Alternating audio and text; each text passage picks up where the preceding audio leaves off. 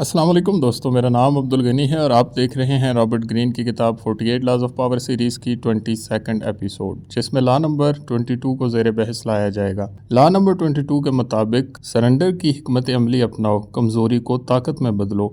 Use the surrender tactic, transform weakness into power. दूसरी जंग अजीम के दौरान फ्रांस पर नाज़ी जर्मनी का कब्जा हो गया। फ्रांस के पास लड़ने की ताकत अब नहीं थी। अगर वो जंग जारी रखते तो मुकम्मल तबाह हो जाते, मगर फ्रांस के रहनुमाओं ने एक गैर मुतवक्के फैसला किया। उन्होंने वक्ती तौर पर हथियार डाल दिए। ये सरेंडर दरअसल शिकस्त नहीं था, ये वक्त खरीदने की चाल थी। फ्रांस ने इस दौरान अपनी ताकत को दोबारा जमा किया, मज़ाहमती तहरीकें बनाई और बिलाखिर इत्तहादियों के साथ मिलकर आज़ादी हासिल की।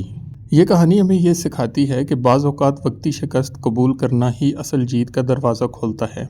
ताकत के खेल में जब आपको लगे कि सामने वाला आपसे कहीं ज़्यादा ताकतवर है तो सीधी टक्कर लेने की बजाय वक्त खरीदने की कोशिश करें। सरेंडर का मतलब हार मानना नहीं, बल्कि सही वक्त का इंतज़ार करना है। असल खेल ये है कि आप वक्ती तौर पर पीछे हटकर दुश्मन को थकने दो, अपनी ताकत दोबारा जमा करो और फिर ऐसा वार करो जो फैसला कुन हो। 1990 की दहाई में एप्पल कंपनी तकरीबन दिवालिया होने के करीब थी। माइक्रोसॉफ्ट जैसी बड़ी कंपनियों के सामने एप्पल कुछ भी नहीं थी। उस वक्त एप्पल ने माइक्रोसॉफ्ट से मदद ली, जो बज़ाहिर सरेंडर लगता था, मगर इस एक फैसले ने एप्पल को दोबारा जिंदा होने का मौका दिया। चंद सालों बाद वही एप्पल आईफोन, आईपैड और मैक के साथ दुनिया की सबसे बड़ी टेक्नोलॉजी कंपनी बन गई।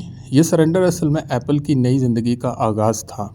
ज़िंदगी में भी बाज़ औक़ात हमें ऐसे हालात का सामना होता है जहां हम फ़ौरन जीत नहीं सकते। वहां सरेंडर करके वक्त लेना, अपने आप को दोबारा तैयार करना और सही वक्त पर कदम उठाना ही असल हिकमत है। ये असूल कहता है कि असल ताकत वो है जो जानती है कब रुकना है, कब झुकना है और कब पूरी कुव्वत से वार करना है। इस कानून की 5 अहम हिकमतें।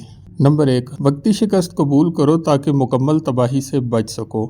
नंबर 2, वक्त खरीदो, दुश्मन को थकने दो, खुद को तैयार करो। नंबर 3, खामोश मंसूबाबंदी करो, ताकत छुपाओ, मौके का इंतज़ार करो। नंबर 4, कमज़ोरी को हथियार बनाओ, दूसरों को यकीन दिलाओ कि तुम हार गए हो।